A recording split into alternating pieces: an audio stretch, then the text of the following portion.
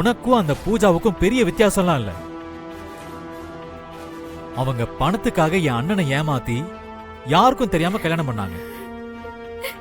ஆனா நீ எல்லார் சம்மதத்தோட என்னை ஏமாத்தி கல்யாணம் பண்ணிக்கிட்ட.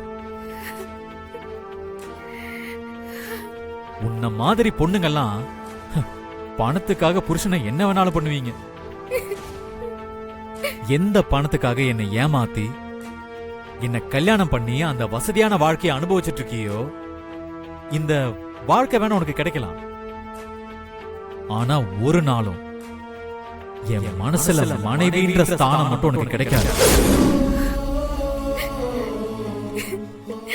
வருண், ஏய், தொடாத என்ன. என் கைய பிடிக்கிற தகுதி கூட உனக்கு இல்ல. இன்றே டவுன்லோட் செய்து உங்கள் ஃபேவரட் ஷோக்களை என்ஜாய் பண்ணுங்க.